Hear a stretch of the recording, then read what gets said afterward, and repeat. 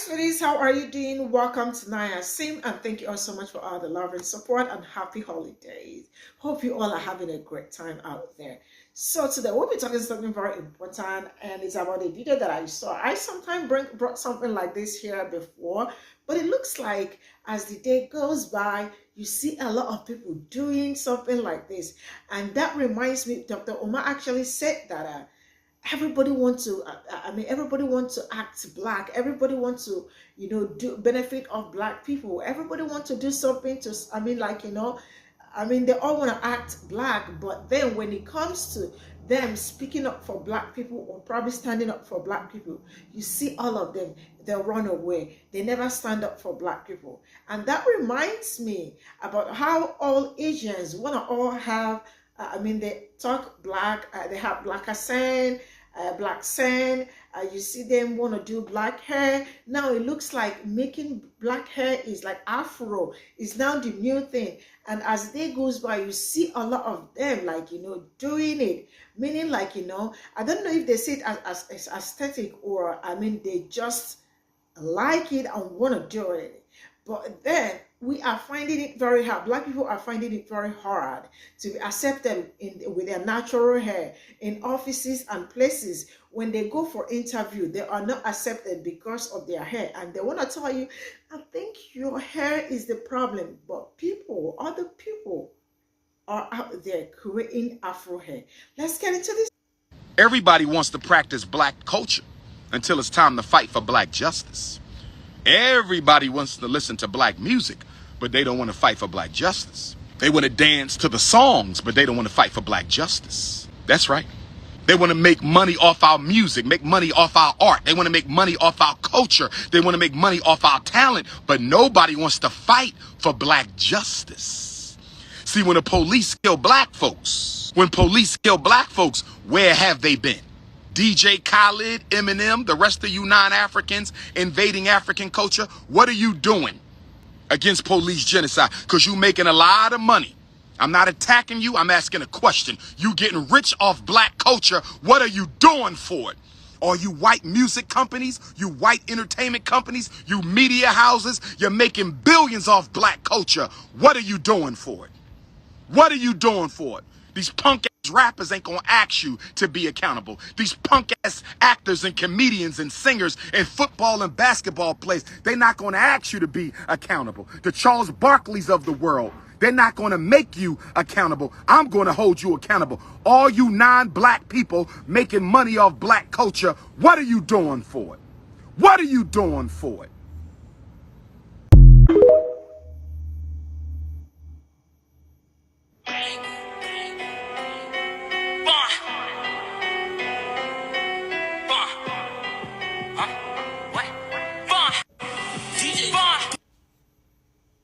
I have some feelings about this. When I first saw it, I was just like, I don't really like it. It doesn't sit well with me. And before you start coming in my comments with all that BS about black people wear weaves, black people wear blonde hair, black people be getting hair from other races and blah, blah, blah, blah. Hold on. Keep that argument to yourself. Listen up. My thing is, it's not the fact that they are doing this hairstyle, that they are changing the texture of their hair to get this hairstyle. It's the fact that someone who looks like me, where that natural texture comes out of my scalp, will be looked at as ghetto, looked at as not professional, looked at as ugly. It's the fact that we have had to fight so hard to just be accepted as our natural selves. And we had to spend years putting chemicals in our hair, buying those weaves to make our hair a certain type of look for people to accept us. But now that we are able to just wear our natural texture, it's the popular thing. It's cool now. When we have been discriminated against for so long for just being our natural selves. The Crown Act was not put into place until 2019, y'all. I'm in Texas. They did not pass the Crown Act till May of 2023, this year. To say that I can't be discriminated against if I go into a job interview wearing my natural hair, my natural fro, locks, twists, that my natural self. And now, because all of this is popular culture is cool for other people, but I still get looked at like it's ghetto. It's unprofessional. That's my issue. Like that's what I that's the issue that I have. It's just like now that it's cool, everybody can go change the texture of their hair to look like us, but we still do not get appreciated for our natural state. Like I don't know. And I am someone who loves Korean culture. I love everything about it. Like I'm learning Korean. I watch everything in Korean. I eat like their food, all that stuff, how their culture is, their family bring, like I am learning and learning about that. But I don't see myself out here trying to fit, a different type of standard because I like that. Like it's weird to me how everything Black culture becomes pop culture. But when we are actually doing those popular things, it's still looked at as something negative, as ghetto, as all this other stuff. Like, I don't know. And go fight your mama in traffic before you get in my comments talking about, well, y'all wear weaves and y'all have blonde hair and blue eyes. Baby, do you know that Black people come with blonde hair? There are Black people that come with ginger hair. There are Black people that come with blue eyes. There are Black people that come with green eyes, hazel eyes. Black women have what's called the Eve gene. A lot of our children come in different shades, different colors, their hair texture, like a lot. And they are still considered Black. So go fight your mama in traffic before you come with that. And a lot of Black women do that because they are not comfortable with their own natural self because of how society has made us feel about our natural selves. We've had to change ourselves for so long to look like what other people would want us to look like and feel comfortable around us looking like, with the long straight hair. Like it just don't sit right with me.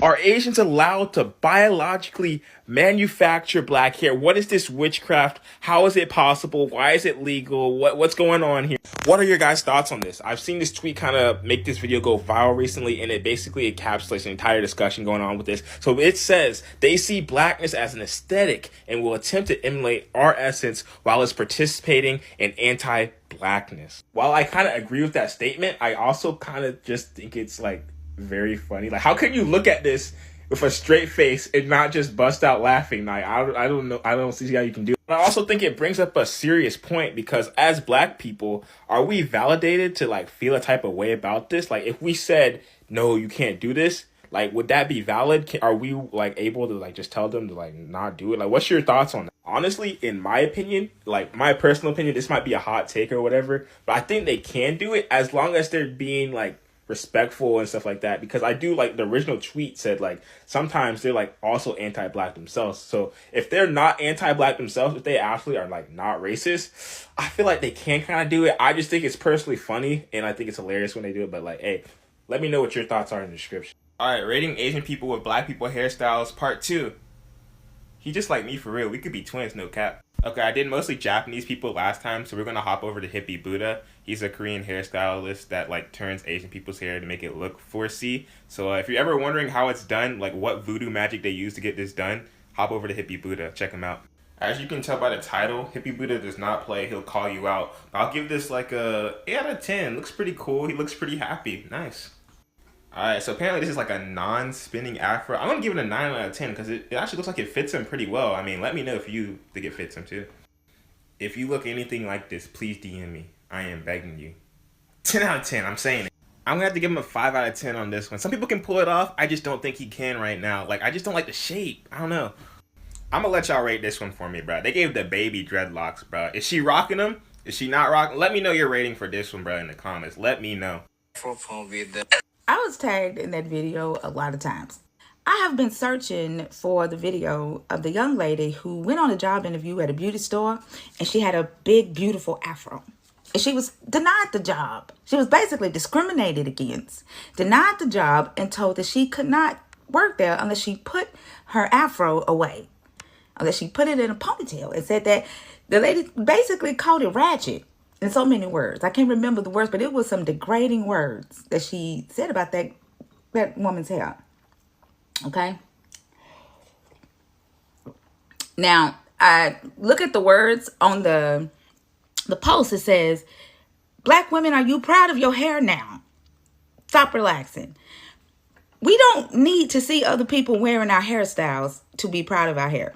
Now, Black women learning to love their natural curls, learning to love their natural hair is a personal healing journey. And it does not include anybody else's validation. It does not include white women's validation and them wearing our braids. It does not include Asian women's validation and them wearing our 4C hair. It does not include that. It's not flattering when we are told that what comes naturally out of our scalp, that what is natural in our culture is ratchet or illegal, or we got people in our community or children in our community getting sent to alternative schools because they cannot wear those same hairstyles.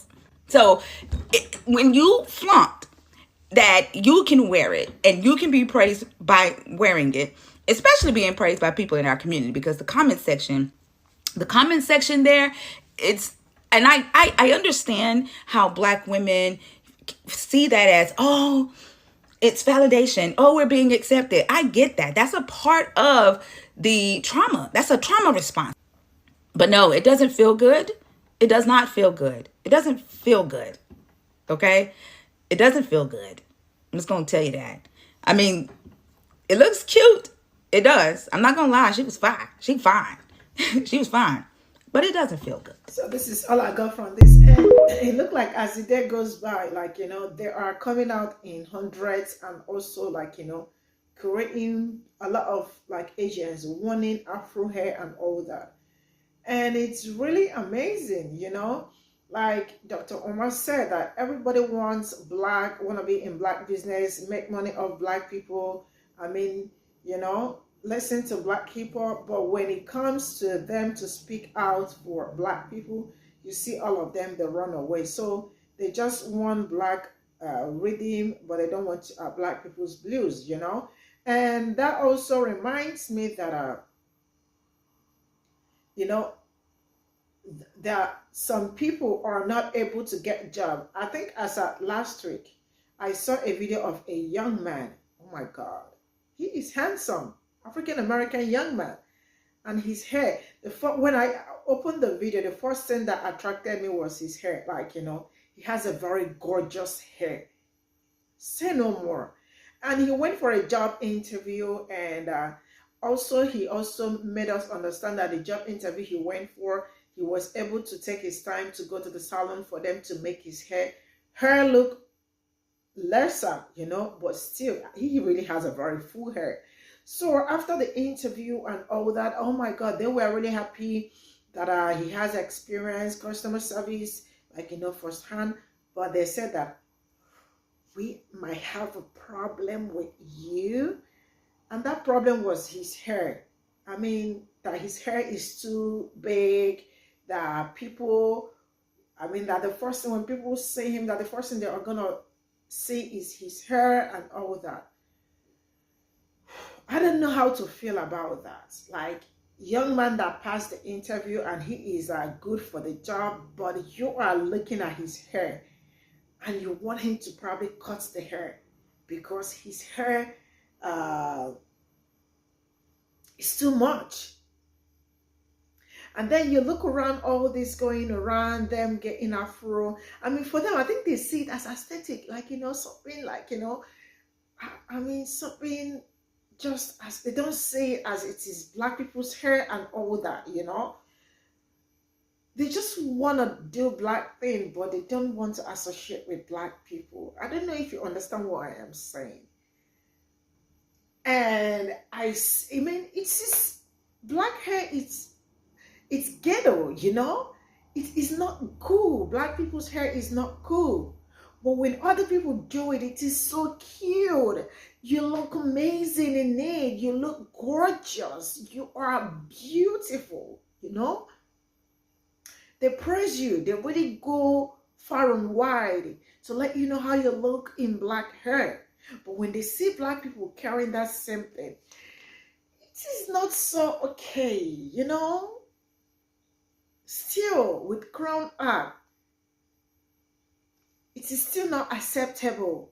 Black people wearing that natural hair. And we sit out here, I do not have problem with them doing Afro or all that, but most of them are anti-black. I'm sorry to say, but that is the truth. See you all in my next video. Bye for now.